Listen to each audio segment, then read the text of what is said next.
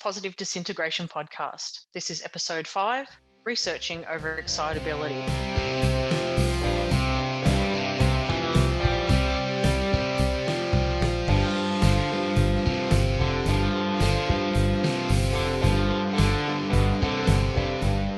Hello, happy listeners. Welcome back to Positive Disintegration, a framework for becoming your authentic self. I'm Emma Nicholson, your host. I'm from the Adults with Overexcitability's YouTube channel, and I also write the Tragic Gift blog. With me again is my co-host and resident expert, Chris Wells, a Dabrowski scholar, researcher, and practicing social worker. Hi, Emma. It's nice to see you again. I'm How's envious life? that it's summer there. Yeah, well, it's finally showed up. It's close to 90 degrees Fahrenheit outside, so summer's come back with a vengeance. How's things in chilly Colorado? It's been okay. It hasn't been too cold yet. We've only had snow once, which is very strange. I don't even know what to make the thought of snow at all, to be honest. So, Oh, yeah, that's right. Yeah, well, normally we've had much more snow by now, and I've at least had to break out the shovel once, but not so far this year. Speaking of the shovel, I think today's topic's going to be a little bit about hard work. We're talking about researching overexcitability with Frank Falk. And Chris, you've done some work with Frank before. That's right. I've been working with Frank for the past 4 years but I've known him longer than that. We've known each other for about 6 years. And yeah, he's been an important part of my work in understanding Dabrowski's theory. And so I'm excited to have him here with us today. Frank Falk, who's our guest today, has been trained in social psychology, research methodology, and statistics. He is Professor Emeritus at the University of Akron and Director of Research at the Institute for Study of Advanced Development in Colorado. Welcome, Frank. Thank you. It's nice to be here. Yeah, thanks for being on the podcast, Frank. So I thought we would start by just asking you how you first learned about Dabrowski's theory. I mean, take us to the beginning of your journey. Well, it all started about 40 years ago, in which I was trying to find out about teacher burnout. And so I made an appointment to meet with Linda Silverman in the education department to get her ideas about how we might do some research on that. And I showed up for the meeting a little early, and I discovered that there she was with a bunch of little kids teaching them how to play Go, the Chinese game. And I knew immediately this was going to be someone more interesting to deal with than what I had originally imagined. And that proved to be true. Immediately, before I could even get into talking about stress and burnout, she started talking about an article by Michael Dąbrowski in the book on New Voices in Counseling the Gifted. And she just sold me on the idea of getting to know more about that. And that ended up resulting in a research study group. We called it the Dąbrowski Study Group. It was composed of graduate students from sociology and graduate students from the gifted education program. Then several people from psychology also joined. And that really was an interesting beginning of an intellectual effort to really try and understand what Dabrowski was about and what Michael was about, and how it related to gifted, and for some of us, how it related to non-gifted. What was interesting, though, was that we had very limited things available to read at that time. There wasn't a lot of access to Dabrowski's work, but there was the 2-volume series, The Theory of Levels of Emotional Development, that Michael had a major hand in. There was also the book Mental Growth, which had Kafka and Michael assisting Dabrowski. Then there were some genetic monographs by Michael, as well as his chapter in the book on counseling gifted. So that's what we had to work with. And that amount of reading was not hard to process and go through. So we ended up looking at other people in a similar kind of concern, Kohlberg's theory, Lovinger's theory, and very interesting Carol Gilligan's book on In a Different Voice, which was kind of interesting because it really brought a feminist perspective into discussion. And then there was a summer session where a lot of different people came in to read about Dabrowski and what was there, and also read about what Gilligan said and ask, gee, is Dabrowski suffering from the same anti-feminist position? And that was the discussion that was really going on as the heart of the issue. And the decision was, no, he wasn't. The other thing that happened was we got Michael Pahusky to come to Colorado and give us lessons in coding overexcitabilities from textual material. This was a very interesting enterprise. And we would sit around and he would give us a quotation and then ask us, what overexcitability does that represent? And at first he would say nothing. Then he would pause more. And he would say, well, no, because we couldn't get it. And it really was the start of learning about what content analysis is all about and really examining the original Overexcitability Questionnaire, which was composed of originally 40 some items, and then it was pared down to 21. And later, Michael added a couple of more items onto it. What's interesting about content analysis is that it's a method in identifying properties of textual information. For example, responses to an open-ended questionnaire, which is what the Overexcitability Questionnaire does. It's interesting because content analysis is always systematic, it's reliable, it's analyzing text by putting words and themes into meaningful categories. And you really have to understand that aspect of it because it's not just anybody looking at the textual material and assuming that they know what it is. It has to be really looked at with depth. And during the 80s and then later in the 90s, Nancy Miller and I did a lot of the training on how to analyze or the answers to these questions. What you have to remember is that it's an arduous process. It takes 3 days to train someone to code. And once you've trained them, they have to come to a criteria of being 90% in accord with previous codings.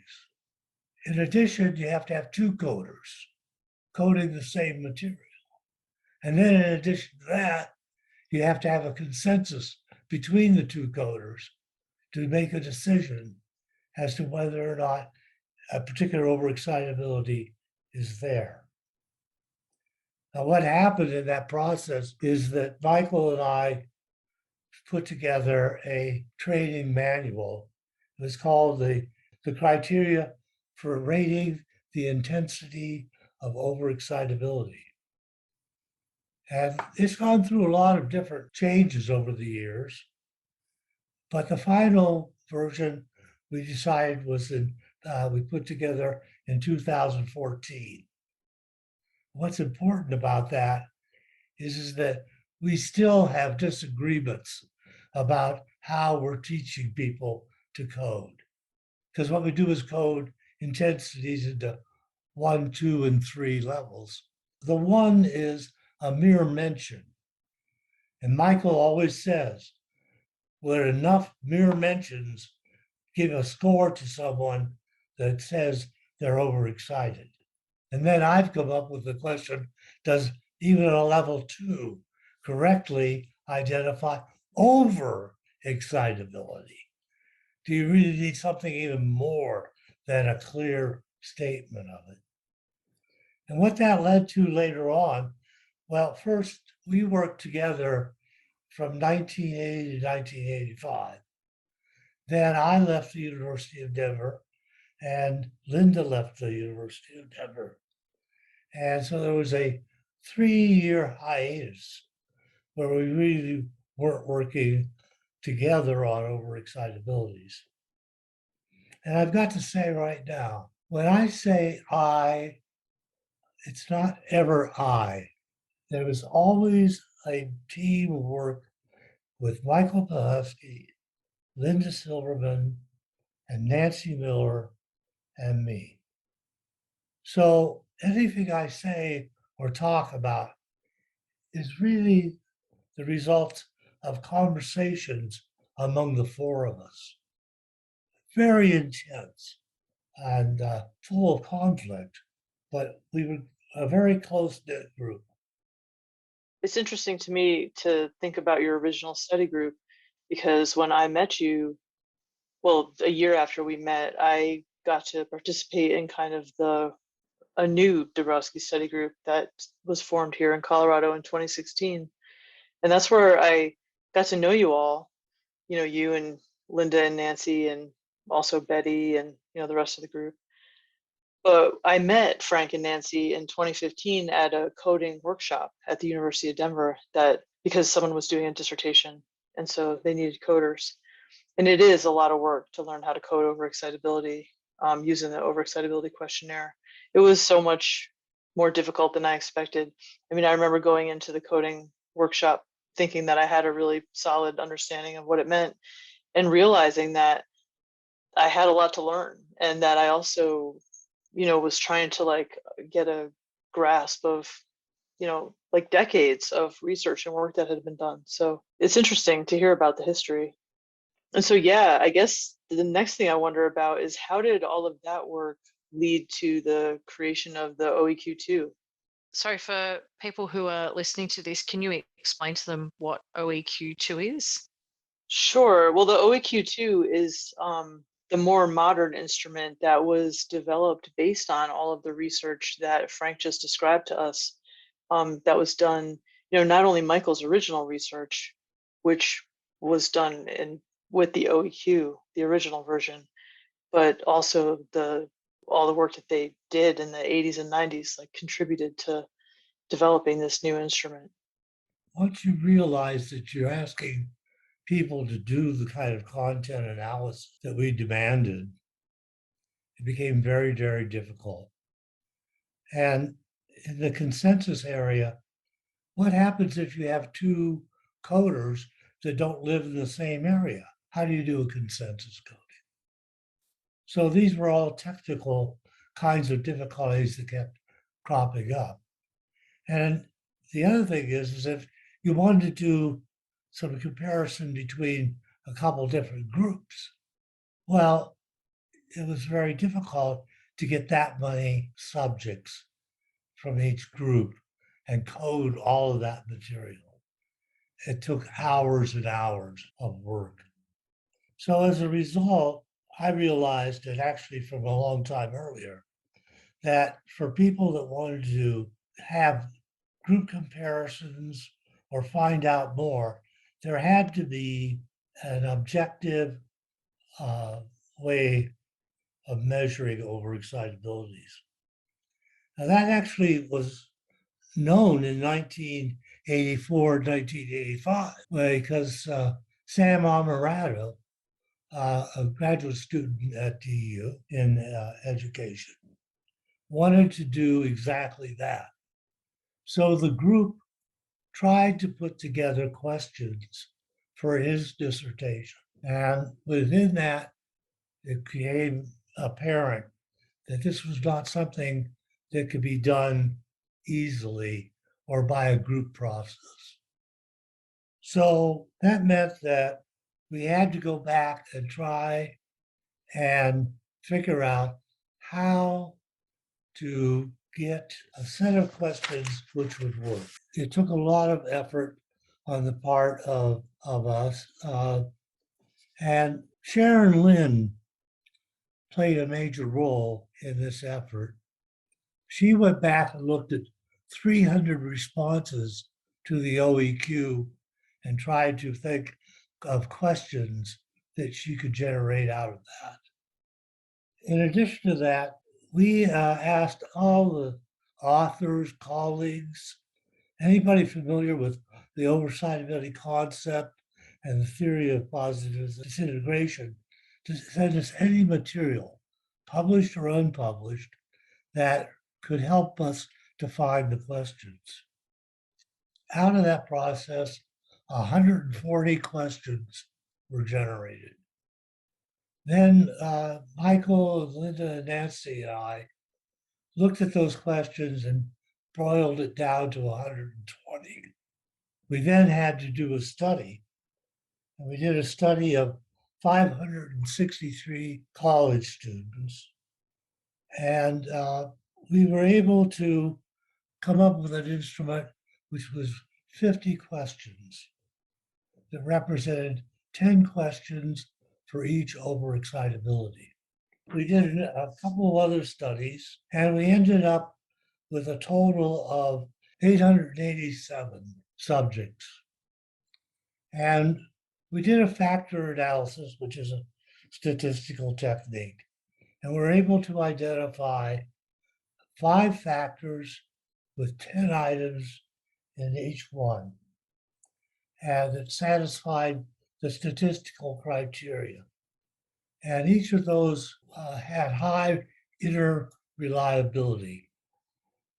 In addition to that, several years later, Devant and Van Pettigen, Van der Broek, and several others in 2014 did confirmatory factor analysis programs and found that the factor structure was invariant, even across gender and gendered intelligence levels.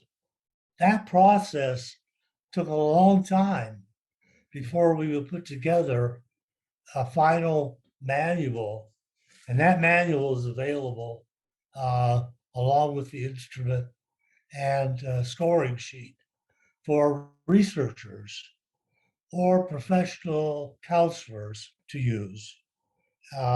It's not for the everyday public to try to score and understand, but what it did was it saved overexcitability research, because research could be done now all around the world by simply doing a translation of the instrument. That instrument has been translated into 7 of the major linguistic groups. That includes Chinese, it includes Korea, it includes Arabic, it includes Indo-European, and it includes Russian-style languages. So that's what it did. It provided an actual way for people to do research and talk about that. It's my belief that the instrument provided the opportunity for a discussion of overexcitabilities to continue. And if it hadn't been for the instrument, I don't think that would have happened. The other thing is that because of that, I think it also provided a background for continuation of Dąbrowski's theory itself.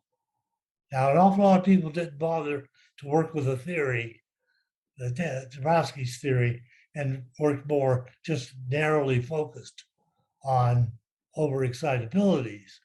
but enough other people became interested in the background. So that really, to my mind, is what OEQ-II has done.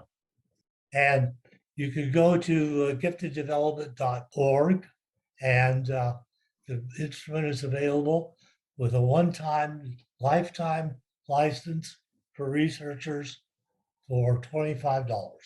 With the OEQ, the original, people were answering a questionnaire with whole paragraphs. And of course, there's great variation in how much people write. Some people are very brief, some people write a lot. And so then you're having to, read these sentences, look for the 5 different types of overexcitabilities and code for them. It's extremely labor intensive. It's a long, tough process. And like he said, there were 2 coders. And so then you have to have the consensus, very difficult research to do. And so to have an objective instrument where people are just, it's, it was a Likert scale. And so you're just choosing, not like me, or this does sound like me, on this scale, then you can just easily score it. And so that is way faster. I can tell you, as somebody who has scored both questionnaires, it's a huge difference. Unfortunately, the problem is that it's much easier to not have it be as accurate with the OEQ-II.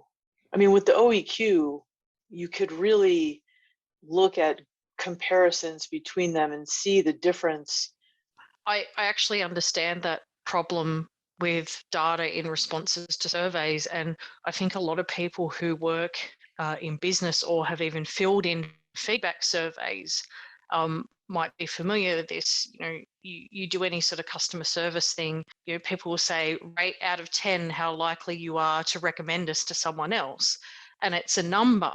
And when you put that on a data sheet, you can compare numbers, and you can make Excel or your software do nice things with making graphs and seeing hard data. But often it's the do you have any other comments section, which gives the real gems of insight into what your customer is thinking.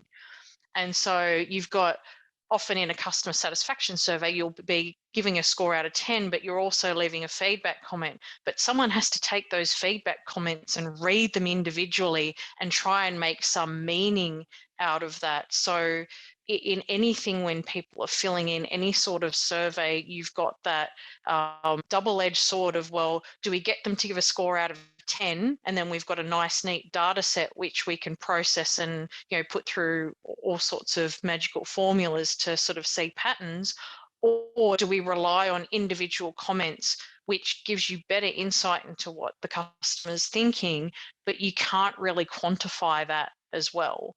And I know what you're saying with sometimes the data can be a bit misleading, because if someone gives you a 6 out of 10, they can give a comment like, oh yeah, the service was fine, but it's just a subjective thing as to, where it sits on an out of 10 scale. Whereas another person can give a 6 and go, yeah, I wasn't terribly impressed. So even that number can be misleading because from 2 points of view, 6 out of 10 can mean 2 different things. So that's kind of the problem, I think, Chris, that you're alluding to, is that the numbers give us nice, neat data, but you don't always get the perspective of where it's coming from. Whereas the comments are where you find your gold, and you can action things, and you can take remediation from it. But it's so hard to code that stuff, and I guess that's the work that you're doing when you talk about the coding. Right, and it's actually something that I've revisited recently in a different way. I've been working on a secondary analysis of Michael's original OEQ data with an assistant that I've been working with. And we have, first of all, we've been struck by how hard it is to just sit and code hundreds of pages of text, just looking for overexcitabilities. And of course, we're looking for other things too. We're kind of trying to take a 21st century perspective on it. And so, but it's been an interesting experience, because Michael had 31 cases with the original data. And so they were all gifted teenagers, identified gifted adolescents. And some of them provided these incredible, rich answers where you see multiple kinds of overexcitabilities. You see subject object in oneself. You see dynamisms. They're talking about all of this stuff. And then you see some kids where you're like, there's no overexcitability there at all. Or they're obviously, kind of self-centered and unilevel in the way that they're talking about things. And so when you look at the data that way, you're seeing so much of what Dabrowski said. Well, the OEQ-II you simply can't get that kind of response. I mean, it's just numbers, 1 through 5. And so it just, like you said, Emma, it just cannot produce the kind of depth that you can get from a qualitative instrument. Frank, I'd like to get your perspective on that, because I suppose giving a number is a great leveler for people from different backgrounds. When Chris is talking about some people fill in an answer quite richly, perhaps they're verbose, or perhaps they're just better with, English comprehension or written language in giving their answer, or maybe they're just more extroverted. So do you find having a more quantitative response sort of levels out some of those background difficulties? It goes more deeply than that, because when you construct an instrument, it has natural limitations. And working now with Chris, we're finding it has theoretical limitations also. But there's a real,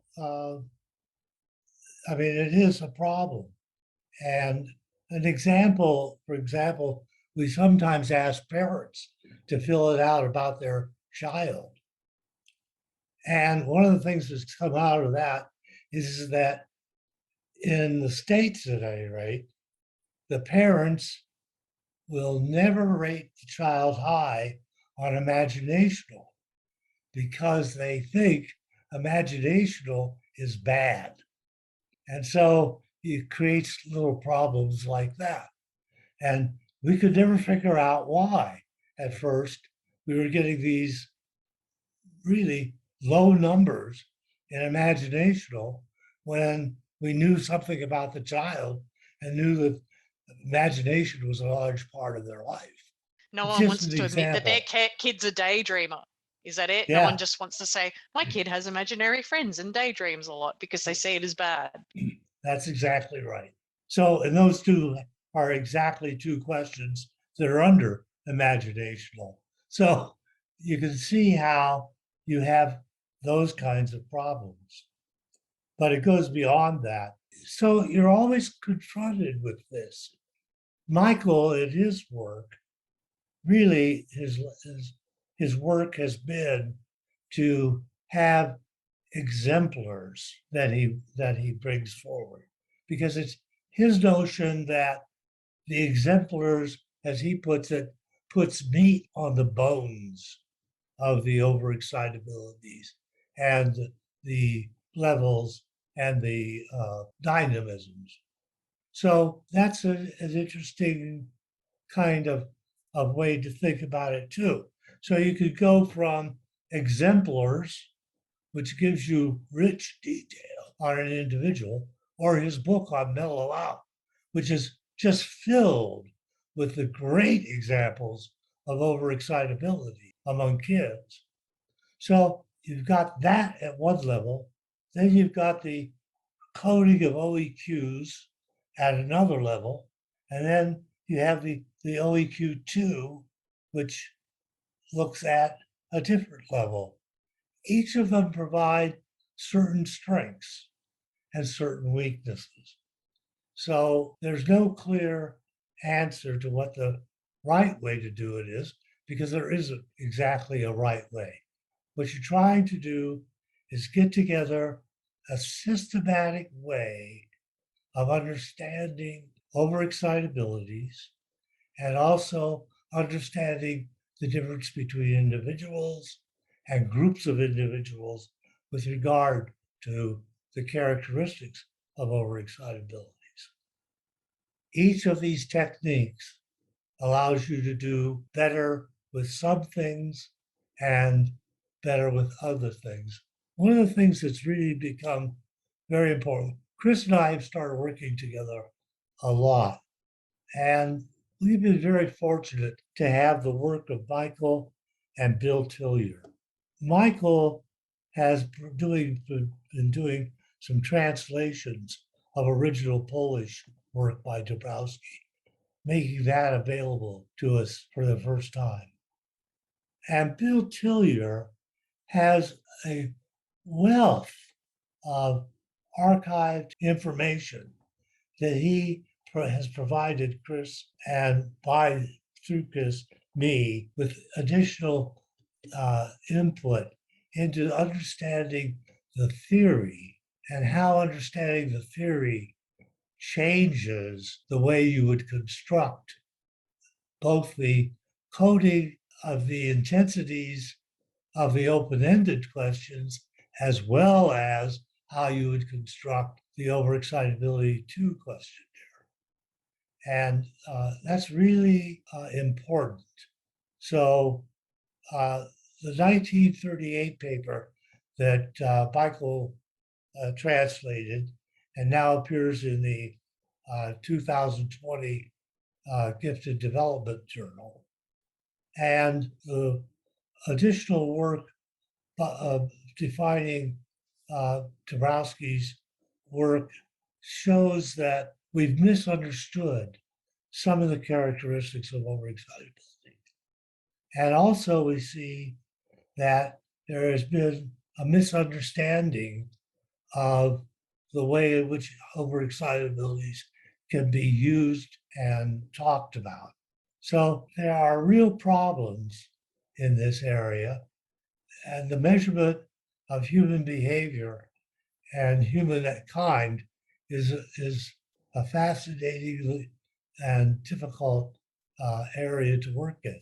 But on the other hand, look what we can show, and look what myths we can get rid of. So those are important things. The other paper that's really important is the one that Chris and I wrote, called The Origins and Evolution of Overexcitabilities.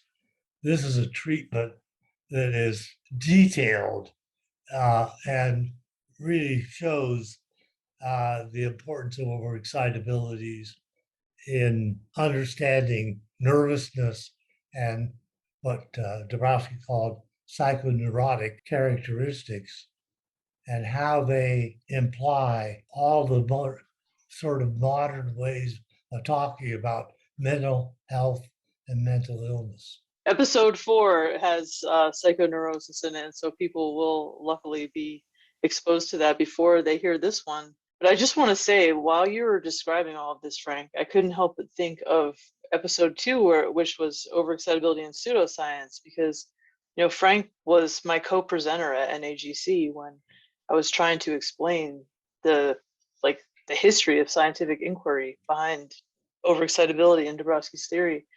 And just listening to you talk about these two instruments today, you really do get a sense of how much work and effort but it really was a labor of love on the part of all of you who were doing it. I mean, you were friends, and it really brought together a Dabrowski community. All of these coding workshops. I mean, I just know some of the materials that Bill shares are like newsletters from the 90s, and you see, I know that like Cheryl Ackerman was the editor of the Dabrowski newsletter for a while, and just reading about that kind of stuff, and you can see that it was, I think it was fun for the people who were doing it, but it also provided a foundation for overexcitability in the field of gifted education. And so all of this is an important part of the history of the theory, and so it's nice to hear about it. I know it's a lot of details for the layperson, but people want to know the science behind overexcitability. And the fact is, there's been decades and decades and decades of research on overexcitability. I'm glad you mentioned Cheryl Ackerman. I have a little story. When we were doing the trainings and getting together at Ashland University, Gene Pierto sponsored a number of summer events there where we were all together in a dorm. Cheryl Ackerman came, and she was very quiet, and she wasn't saying much. And finally, she talked to somebody, and they said, "You really need to talk to Frank." And she came and very hesitantly presented her idea of a research project to be done on gifted kids in Canada. And I told her what a wonderful design, what a wonderful project it would be, and gave her a few tips and things like that, and volunteered to code her data.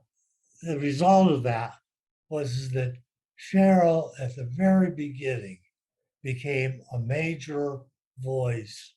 And later, she edited a 2 series of Roper Review of the theory and the research. And you couldn't have been prouder of a young person taking it on this mission and taking it to the level that she did. I mean, and I've never met Cheryl. She's just one of many people, honestly, who I know their names or I've seen their work, but I haven't, had the pleasure of meeting them yet. But, well, I mean, there's going to be future congresses and conferences, so you never know.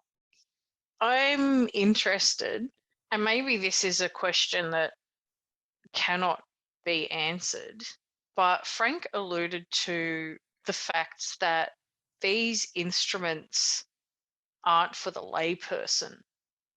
And one thing that kind of concerns me, and anyone who's read my blog knows this is a bit of a passion point for me. It's a hill I'm going to die on, but the lack of resources for people to sort of freely get their hands onto, and particularly for those who don't have any sort of background in psychology.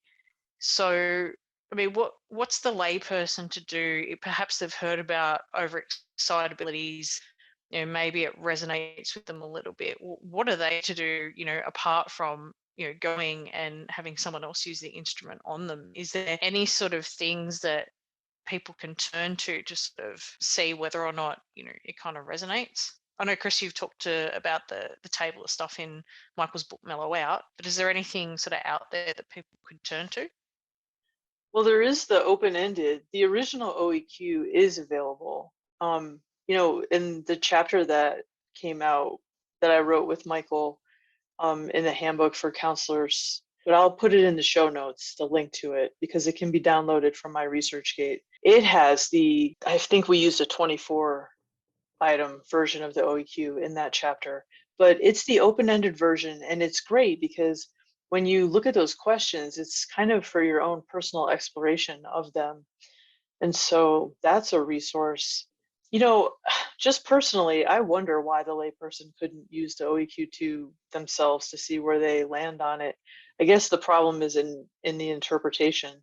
If you give somebody who doesn't know about overexcitability the OEQ-II, I mean, they will get these scores, but they won't really have much meaning for them, I guess. And I can say that as somebody who has, I use it with my clients sometimes.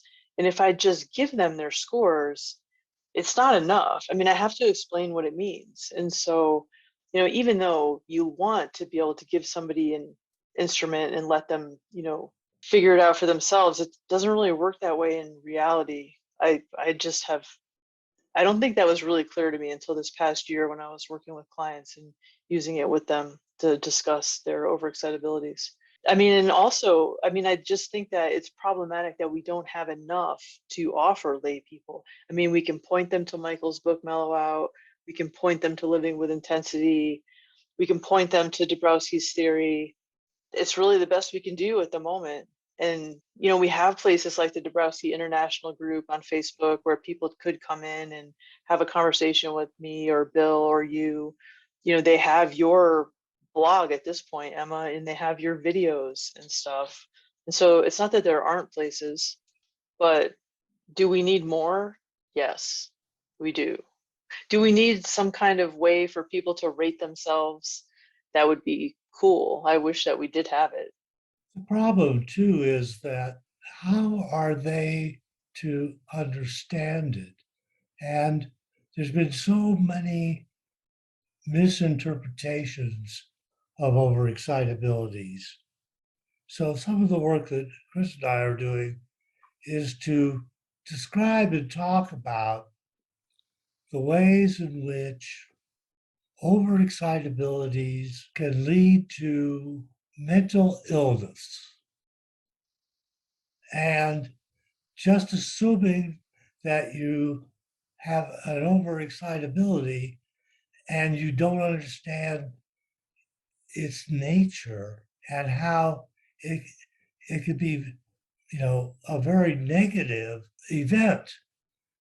And it requires a particular combination of the overexcitabilities to be positive. And one of the things that I'm going to be doing is I'm going to be doing a keynote at the next Congress. My title is Dabrowski, the Existential Therapist. And what I've been doing is working on understanding how he did therapy. Because in understanding that, I think we get sort of not just his words, but what his behavior was, and have a better understanding of what he was trying to deal with.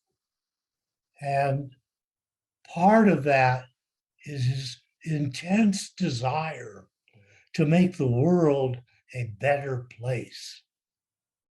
And that is not understood and not talked about enough. He was not interested in trying to give therapy to just anybody because he really felt that he had a special talent. And I'm putting words into his mouth, but I think we can gain a great deal of better understanding about it in that kind of way. So the work that Chris and I are doing in defining the ways in which overexcitabilities lead to things like ADHD and lead to things like autism and obsessive compulsive is an important part of understanding what overexcitabilities are about. And so many people want to sort of take overexcitabilities and say everything's okay, it's just overexcitability, without recognizing it has real implications for the behavior and the social adjustment of individuals.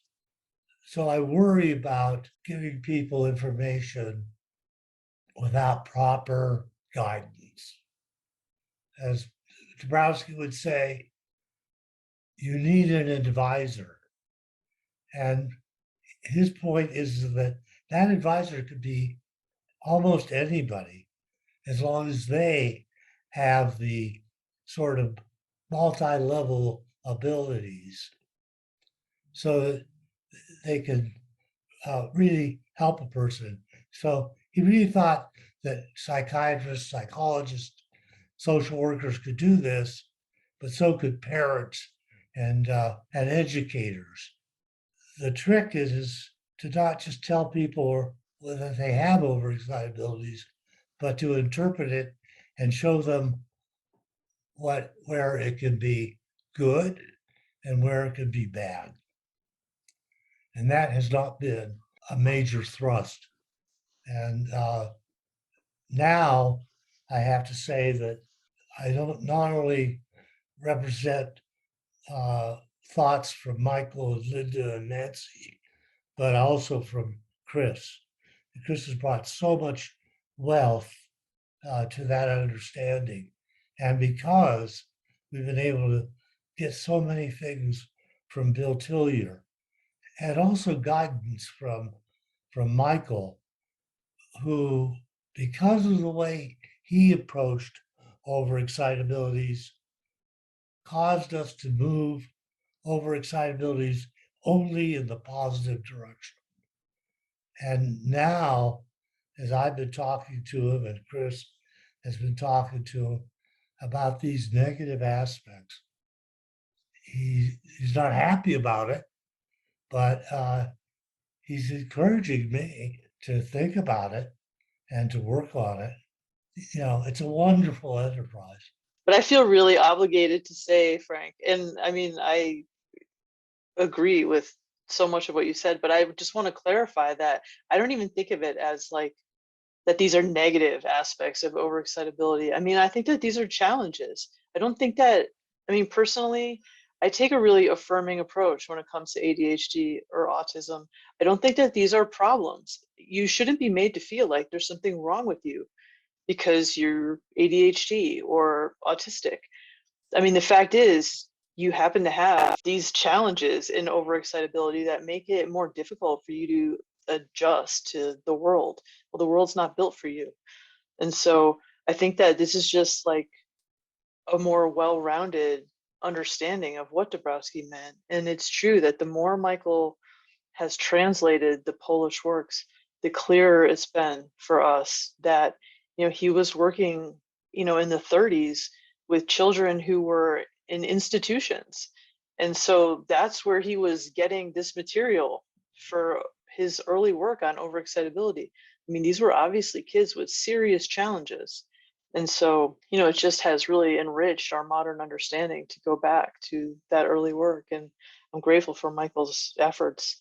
And he agreed with me when we spoke that, in early 2022, we're going to get back at it and keep working on that book from 1935 because we've still got a way to go. For coding open-ended data, it has to be done with computer analysis. It should not be left to individuals. So we need to use qualitative data systems to really allow us to analyze the open-ended material. And we're a ways from doing that. We tried doing it. One of my graduate students tried doing that with levels, and we were moderately successful. But the computer programs that Chris works with, I think, could be used to really develop that. And that would be a major, major improvement from a research point of view. And then we need to rethink the OEQ-II.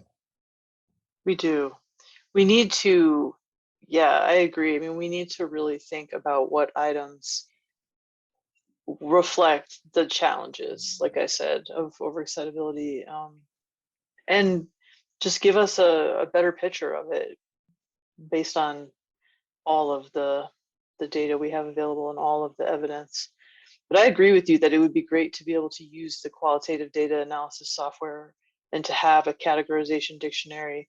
And I actually have a friend who does this kind of work with AI, and we just kind of accidentally discovered that we both do the same kind of like text analysis work. And it was a very cool thing to realize because he's way ahead of me when it comes to developing this kind of thing. And so I feel much more hopeful knowing him than I did even a year ago before I realized that somebody was doing something so close to what I've been trying to accomplish when it comes to studying text. I mean, like, I have really pulled apart Dabrowski's work and Michael's work and the data using these tools. And so I know that I'm just at the beginning of it and that we'll be able to make this a reality at some point, but it just takes time.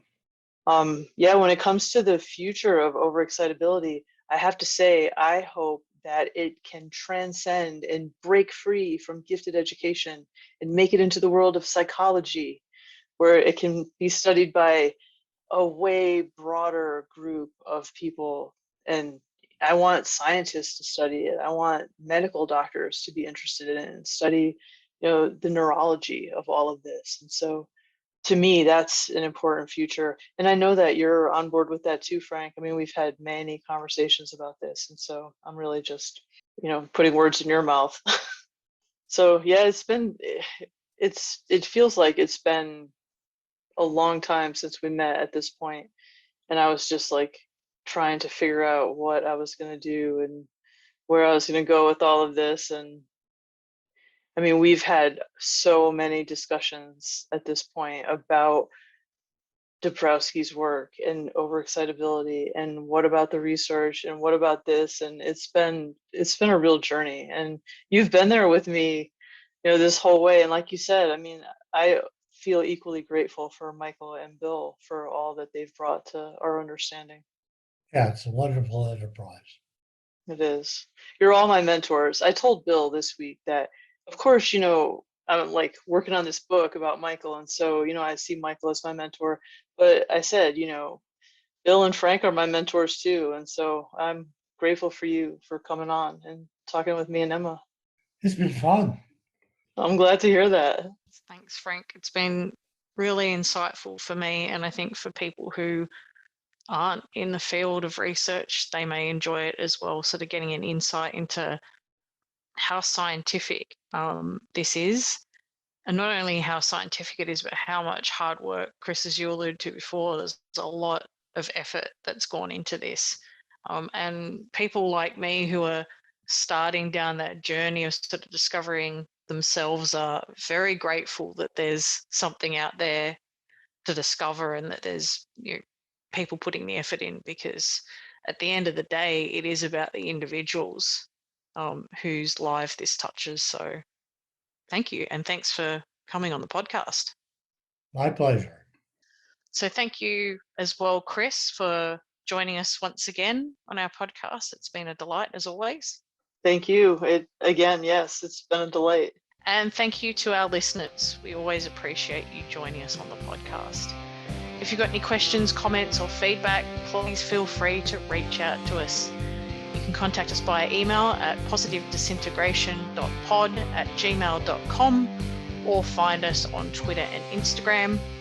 And as always, keep walking that path to your authentic self.